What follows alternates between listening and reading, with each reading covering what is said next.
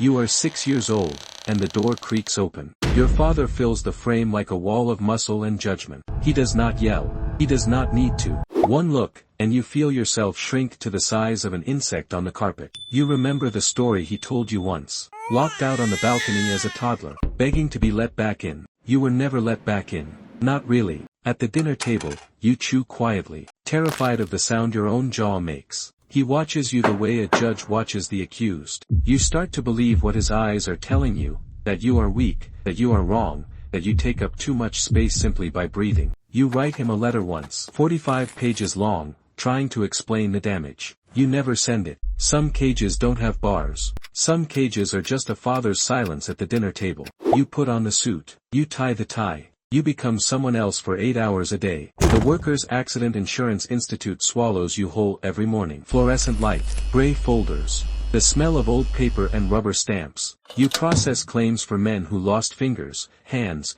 arms to machines that never stopped for lunch. You are good at your job. You hate that you are good at your job. Your body sits in that chair, but something in you is already gone, already somewhere else, already dying a little. You watch the clock. You watch your own hand sign forms that mean nothing to your soul and everything to your survival. Colleagues laugh at jokes you don't hear. You nod anyway. You have learned to perform aliveness. At night you collapse into bed, and you think, this is not a life. This is a sentence, and I am serving it one insurance claim at a time. Somewhere underneath the paperwork, something in you is still screaming. Something in you is still screaming.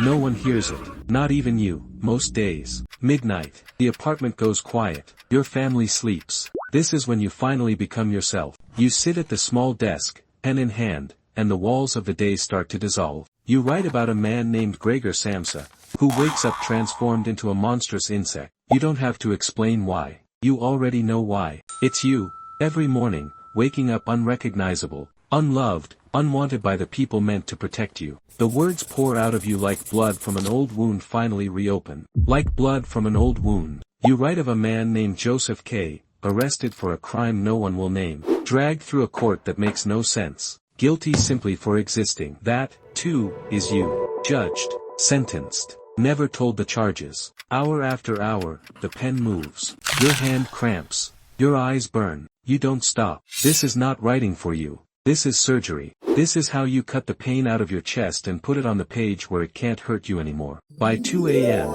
you've built entire nightmare worlds out of your own private suffering. You call your diary your only friend. Some nights, it's true. And in these hours, alone, unwitnessed, unloved by the world outside, you become one of the great minds in human history.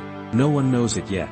Not even you. The coughing starts small. Then it doesn't stop. Tuberculosis settles into your throat, your lungs, the very instrument you'd need to be heard. You are only 40 years old. You have published almost nothing. The world barely knows your name. You call your closest friend, Max Brod, to your bedside. You ask him for one final thing, burn it all. The diaries, the letters, the manuscripts, every unfinished nightmare you never let the world see. You believe your work is failure. You believe you are failure. Your father's voice never really left you. You die believing the world will forget you completely. But Max Brod does not burn a single page. He publishes the trial. He publishes the castle. He publishes the metamorphosis. The story of a man who wakes up as what he always felt like, alone, grotesque, unloved by his own family. Decades pass. Millions of readers open your pages and whisper the same words. This is me. He wrote about me. They invent a word for what you captured. Kafkaesque. A world where nothing makes sense, where the system crushes you for reasons no one explains.